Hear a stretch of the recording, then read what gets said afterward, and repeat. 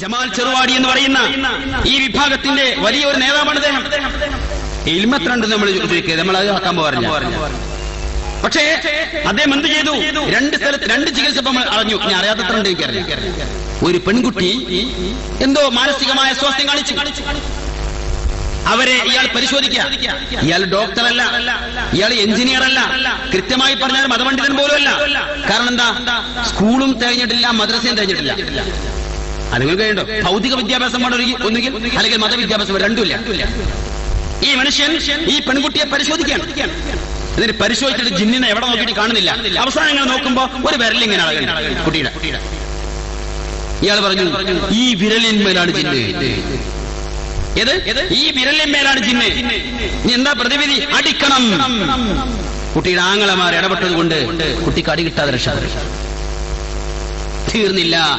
തൊട്ടടുത്തുടനെ ഇടമണ്ണയിലെ മുണ്ടേങ്ങരയിലുള്ള ഒരു പെൺകുട്ടി, അത്യാവശ്യം പ്രായപൂർത്തിയായിരിക്കുന്ന ഒരു പെൺകുട്ടി, അവർക്ക് ഈ അടുത്ത് എന്തോ ഒരു മാനസിക അസ്വാസ്ഥ്യമുണ്ടായി. ജിന്നു കൂടിയതാണെന്നാണ് വിധി. ജമാലിന്റെ അരികിൽ വന്നു. ജമാൽ എന്ത് ചെയ്തു? ഈ കുട്ടിയെ അടിച്ചു. കുട്ടി നെട്ടോട്ടം ഓടുകയാണ്.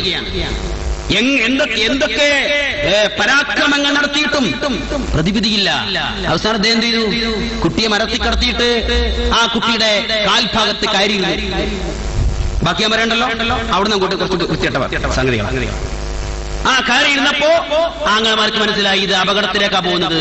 അവർ കൈകാര്യം ചെയ്യുന്ന അവസ്ഥയെത്തിയപ്പോ ജമാൽ രക്ഷപ്പെട്ടു. ഇതെന്തിന്റെ പേരില? ഇസ്ലാഹി പ്രസ്ഥാനത്തിന്റെ പേരില. നമ്മൾ പണ്ട് കേട്ടത് വേറെ പലതിന്റെയും പേരിലായിരുന്നു. ഇപ്പോൾ കേൾക്കുന്നത് മുജാഹിദ് പ്രസ്ഥാനത്തിന്റെ, ഇസ്ലാഹി പ്രസ്ഥാനത്തിന്റെ പേരില. നിങ്ങൾ ആലോചിക്കുക, ഞങ്ങൾ എന്ത് കൊണ്ട് മുജാഹിദായി എന്ന് കുറച്ച് ആൾക്കാർ വന്നല്ലോ. ഞാൻ അന്നേ പറഞ്ഞിരുന്നു, ഞങ്ങൾ എന്ത് കണ്ട് മുജാഹിദായി എന്നാണ് പറയേണ്ടത്. കണ്ടില്ലേ? എന്തുകൊണ്ട് മുജാഹിദായി എന്ന് പറഞ്ഞവരെ പറ്റി എന്ത് കണ്ട് മുജാഹിദായി എന്നാ പറയേണ്ടത്? മുജാഹിദ് പ്രസ്ഥാനത്തിലെ വയനാട്ടിൽ സമ്മേളനം നടത്തിയൊരു മൗലവിയാണ്. അവരെ കൂട്ടത്തിൽപ്പെട്ട ഒരു മൗലവി. മുജാഹിദ് രണ്ടായി. ആദർശപരമായ അവരുടെ അനൈക്യത്തിന്റെയും പൊരുത്തക്കേടിന്റെയും പേരിൽ രണ്ടായി മുജാഹിദുകൾ. അങ്ങനെ ഒന്ന് വയനാടൻ മുജാഹിദ്, ഒന്ന് മലപ്പുറം മുജാഹിദ്. രണ്ട് മുജാഹിദായി. ഈ രണ്ട് മുജാഹിദിൽ വയനാടൻ മുജാഹിദിന്റെ ഒരു മൗലവിയാണ്. അത് നിങ്ങൾ ശ്രദ്ധിച്ചോളൂ. ജമാൽ ചെറുവാടി എന്ന മുജാഹിദ് സിദ്ധനായി ഇനി കാണാൻ പോകണം നിങ്ങൾ. ഫാമിലി കൗൺസിലിംഗുമായി ബന്ധപ്പെട്ട്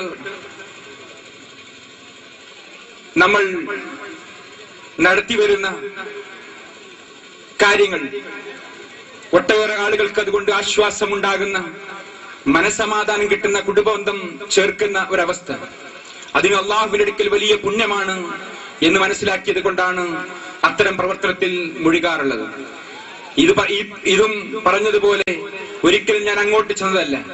എന്റെ വീട്ടിലേക്ക് വന്നു എന്റെ പേരിൽ ആരോപണം പറഞ്ഞ് നടത്തിയ കാര്യങ്ങൾ, പ്രിയപ്പെട്ടവരെ, അതിന്റെ യഥാർത്ഥം എന്തെന്ന് ചോദിച്ചാൽ സത്യത്തിൽ ഇതും ഒരു VC തന്ത്രമാണ്. പ്രിയപ്പെട്ടവരെ, എന്താണ് ആ VC തന്ത്രം എന്നറിയോ?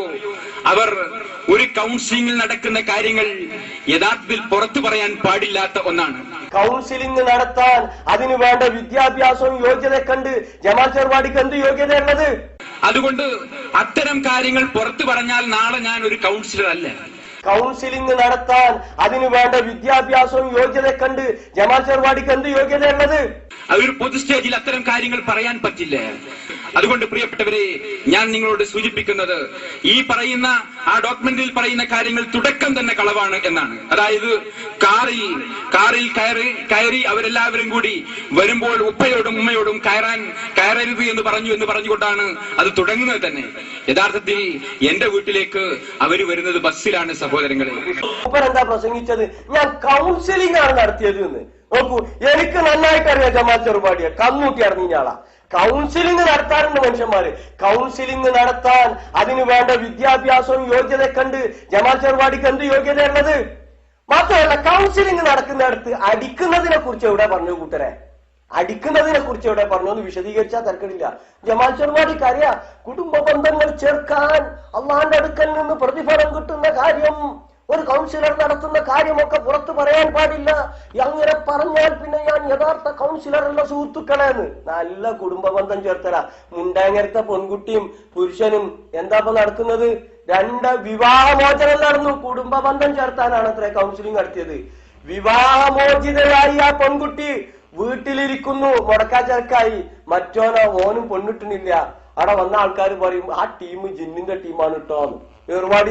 ചെറുപാടി കൊണ്ടുപോകും പറയും. അവനും ഈ രീതിയിൽ നല്ല